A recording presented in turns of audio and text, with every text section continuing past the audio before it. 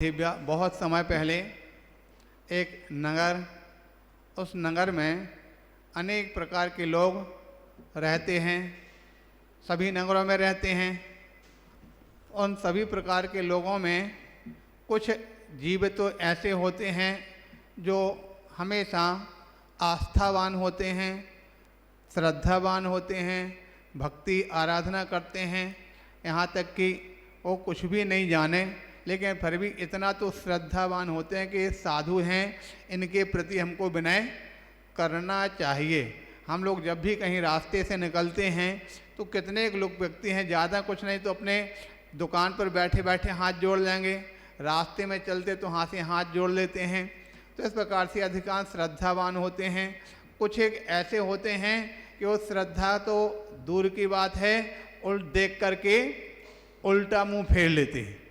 तो धर्म की बात, ज्ञान की बात उनको सुहाती नहीं है। इसीलिए एक स्थान पर कहा गया है कि मिथ्या दृष्टि जीव को जिनवाणी ना सुहाए, के ऊँगे के लड़ पड़े के उठ घर भग जाए। चलो, एक ऐसे ही व्यक्ति था अब अपनी कथा में प्रारंभ होती है। ऐसे ही व्यक्ति था तो उसने अपनी ज़िंदगी में कोई अच्छा काम, धर्म इत्यादि का काम नहीं किया, कभी उपदेश इत्यादि नहीं सुने, कभी स्वाध्याय इत्यादि नहीं सुना।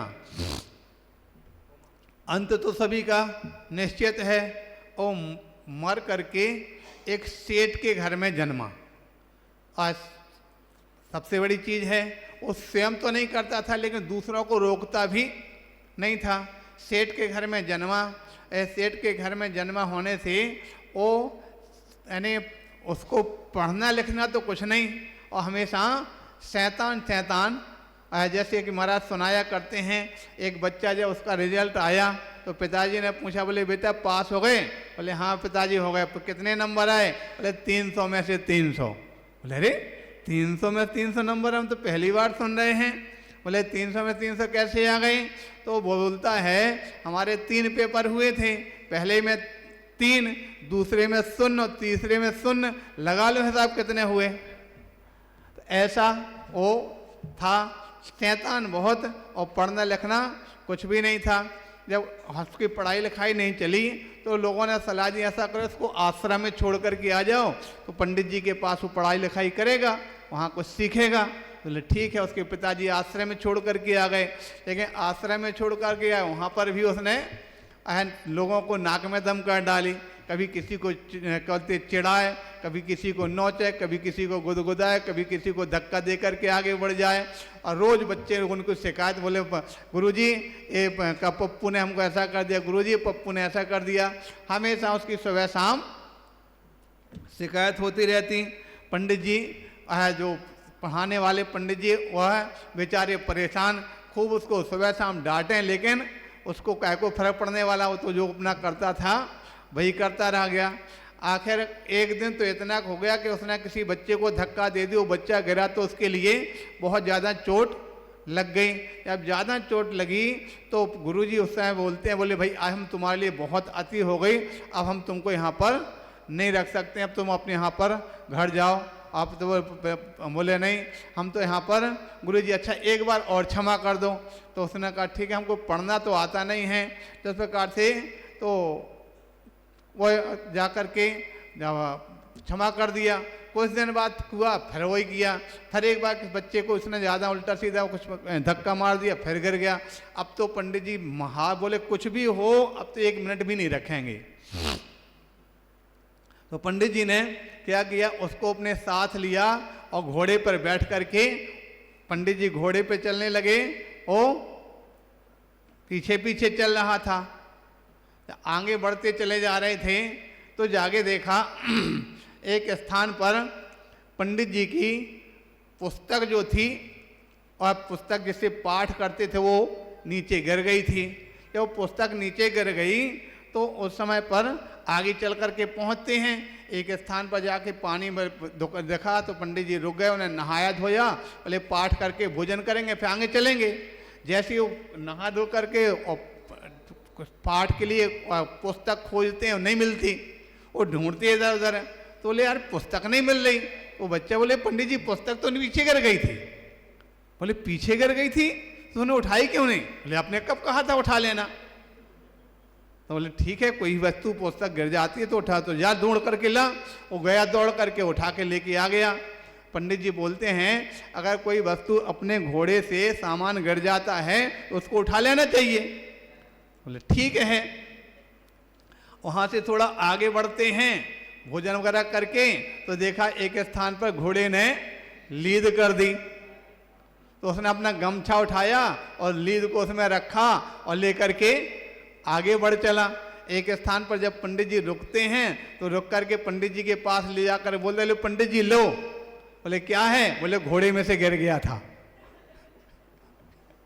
पंडित जी ने खोला, देखा रे तो लीद है। बोले पागल हो गया कि इसको थोड़ी उठा? बोले लो, हम के साहब गिर गई थी नहीं उठाई तो भी डांट रहे थे, आज उठा करके लाए तो भी डांट रहे हो, हमारी समझ में नहीं आता। तो बोले भाई ये थोड़ी कहा था उठाने के लिए।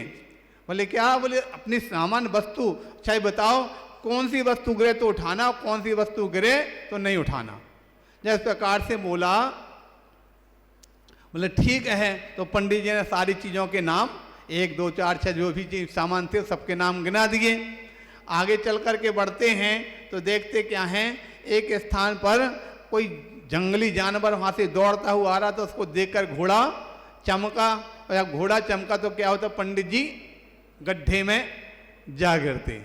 जब पंडित जी गड्ढे में जा गिरे तो उसने अपनी जेब से लिस्ट निकाली और उसमें पढ़ा ये बर्तन गिरे तो उठाना, ये गिरे तो उठाना, ये गिरे तो उठाना, ये गिरे तो उठाना। उसमें लिखा ही नहीं था पंडित जी गिरे तो उठाना। उसने अपने घोड़े को पकड़ा और आगे बढ़ गया।